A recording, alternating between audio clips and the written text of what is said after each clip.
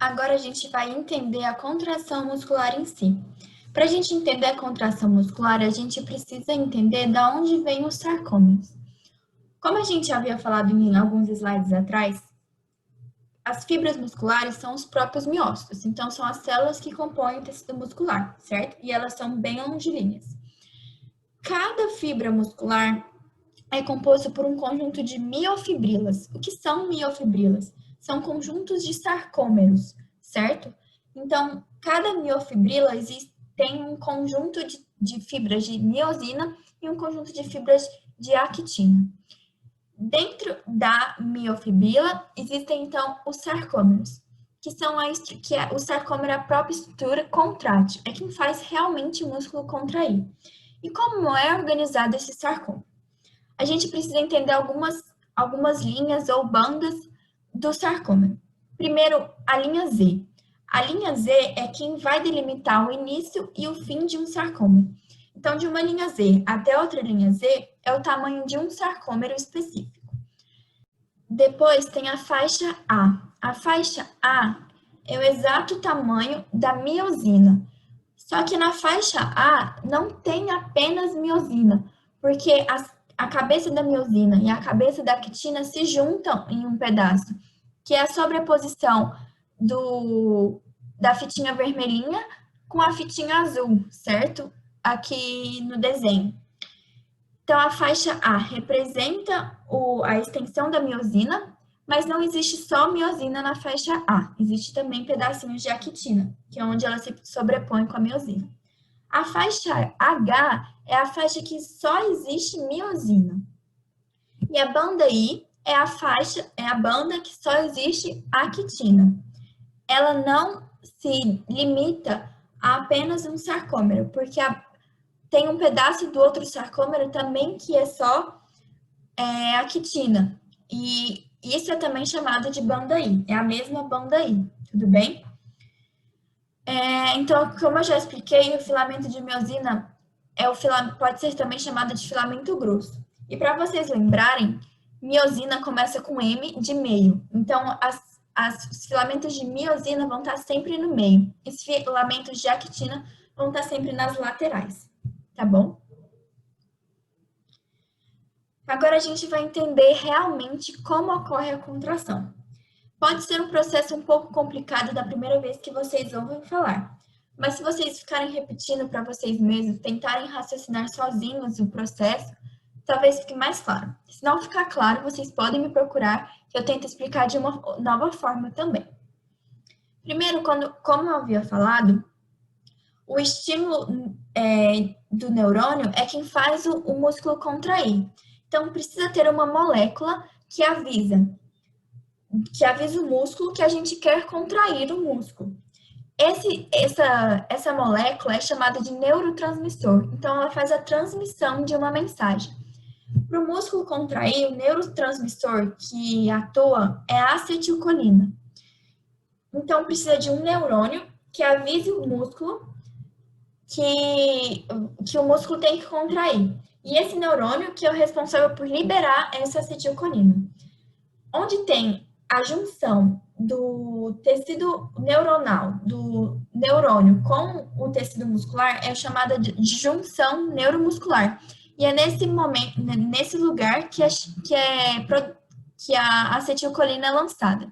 Então, a acetilcolina é lançada ali na junção neuromuscular e no tecido muscular existem receptores para acetilcolina, ou seja, existem estruturas que permitem a ligação da acetilcolina. Quando a acetilcolina, então, se liga nos receptores que estão no músculo cardíaco, abre os canais de sódio. Os canais de sódio abertos despolarizam a célula muscular, ou seja, vão ser responsáveis por propagar, o estímulo nervoso. E o estímulo nervoso vai se propagar no sarcolema, que é a membrana plasmática, até chegar em uma estrutura chamada de túbulo T, que nada mais é que uma invaginação da membrana para permitir que o impulso nervoso chegue no meio da célula, certo? Então, o impulso nervoso está caminhando na membrana plasmática através das aberturas de sódio, depois entra nos túbulos T, para abrir mais sódio e para continuar o estímulo despolarizante. Quando o túbulo T é despolarizado, isso envia um estímulo para os retículos sarcoplasmáticos, que estão lá no sarcoplasma, liberarem cálcio. Que eu já tinha falado lá no início que o cálcio também é muito importante para fazer a contração muscular.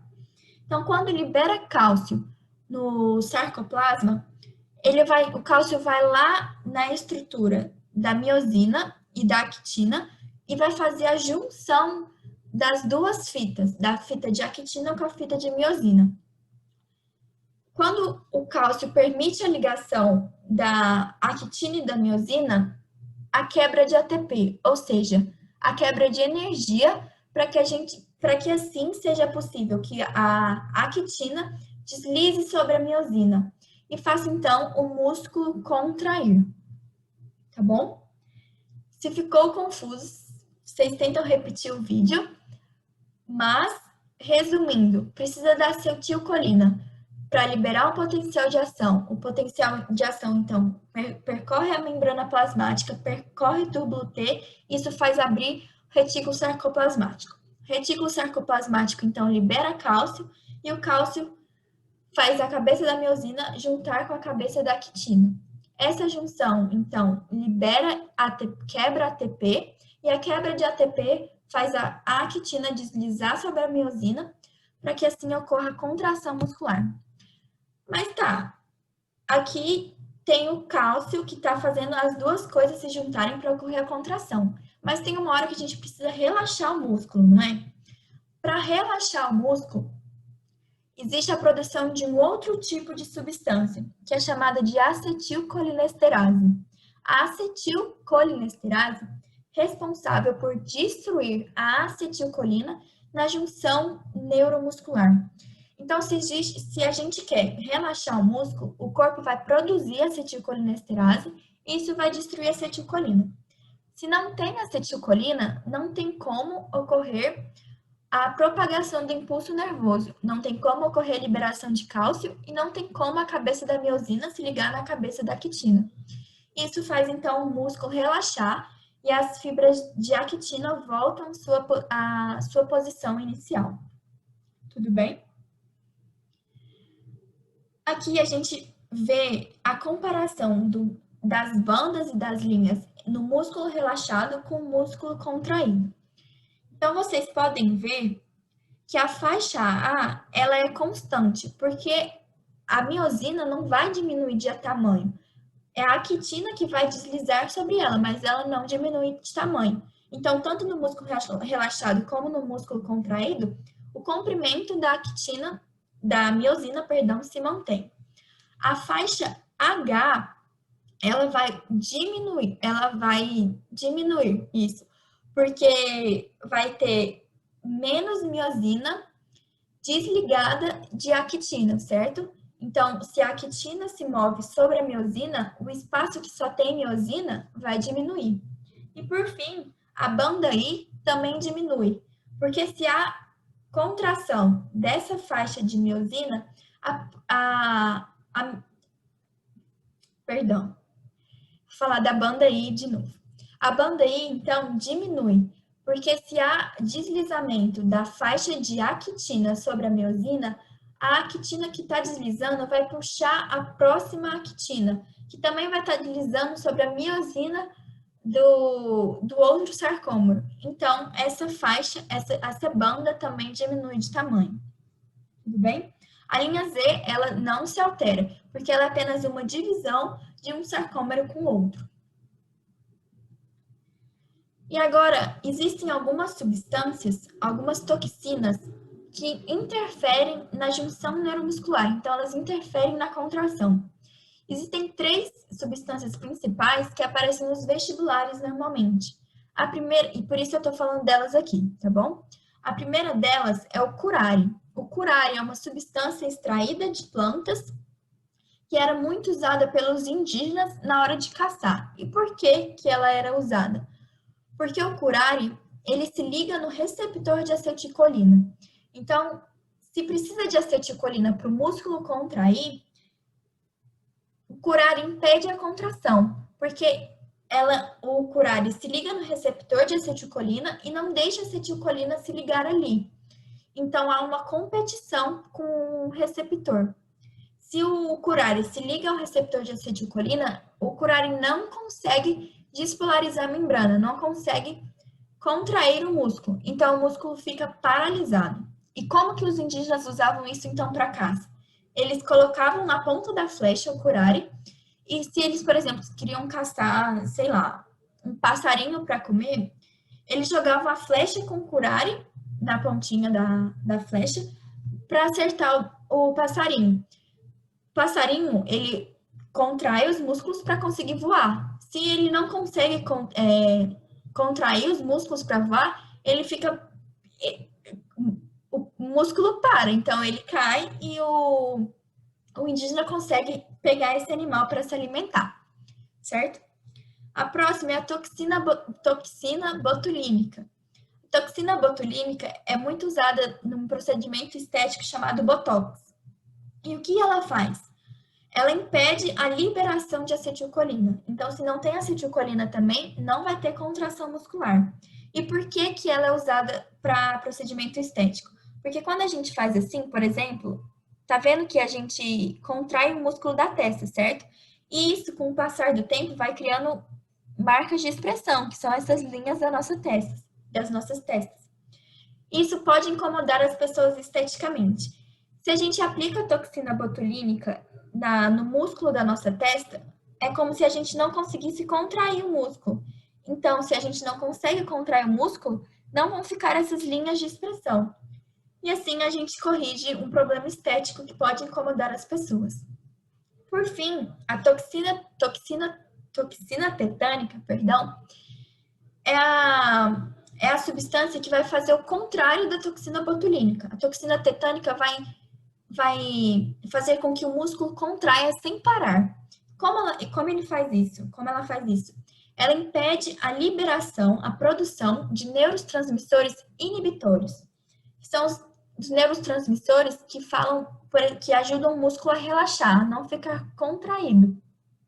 Não é a acetilcolina, porque a acetilcolina faz contrair. São outros tipos de neurotransmissores que a gente não precisa saber os nomes, tudo bem? Então, se ela impede a produção de neurotransmissores inibitórios, a acetilcolina vai estar sempre em atuação. Então, o músculo vai estar sempre contraindo.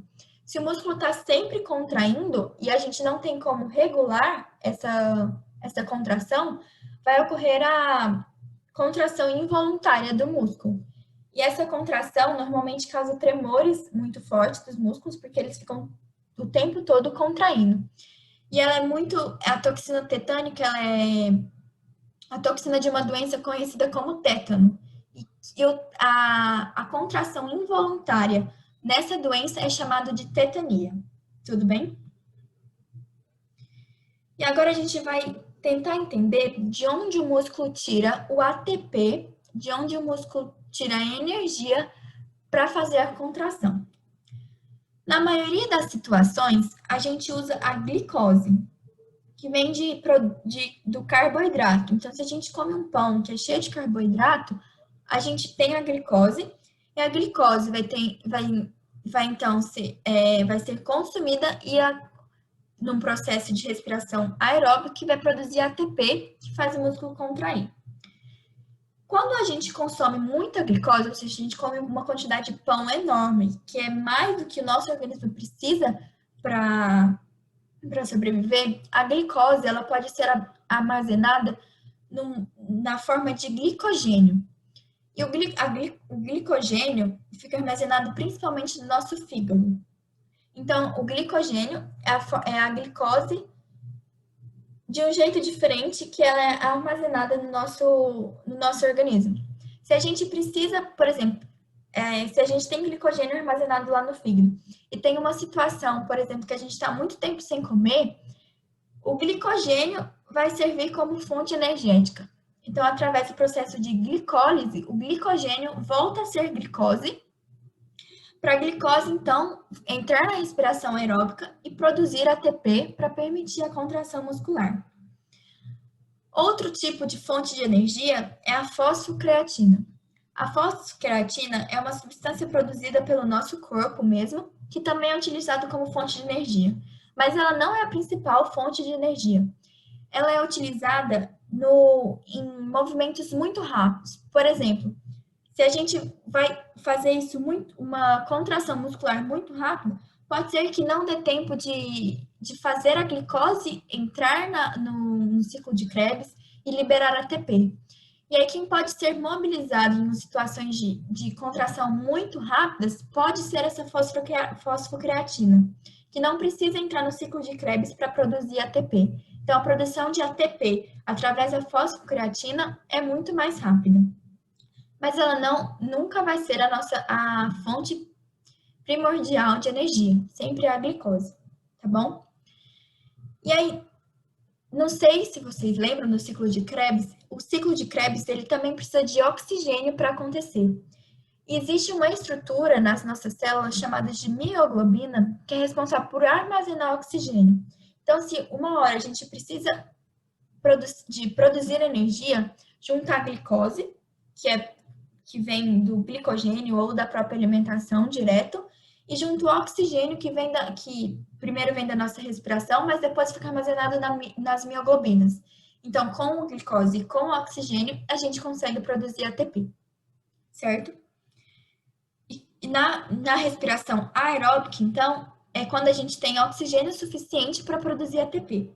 Mas existem situações que a gente não tem oxigênio suficiente para não tem oxigênio suficiente para fazer a produção aeróbica de ATP. Então, a gente passa a fazer a respiração anaeróbica, que é um processo de fermentação da glicose. Nesse processo de fermentação, não precisa de oxigênio, mas a gente também consegue produzir ATP. Só que a gente produz ATP numa quantidade menor do que se fosse na respiração aeróbica. Nesse processo de fermentação da glicose, há a produção de uma substância chamada de ácido lático. Ácido lático é uma substância, então, que faz a gente ter fadiga muscular, porque ela é tóxica ao músculo. Quando a gente tem muita produção de ácido lático, então, se a gente fica num estado de deficiência de oxigênio por muito tempo, a gente começa a ter cãibra, que é nada mais é a fadiga muscular por acúmulo de ácido lático, causa muita dor, tá bom? Nesse esqueminha de vocês do livro, eu vou tentar explicar para vocês entenderem o esqueminha. Então, qual a nossa fonte primordial de energia? Glicose, que é vinda do sangue, e ela entra na respiração aeróbica, no ciclo de Krebs. E para ter produção de ATP no ciclo de Krebs, também precisa de oxigênio.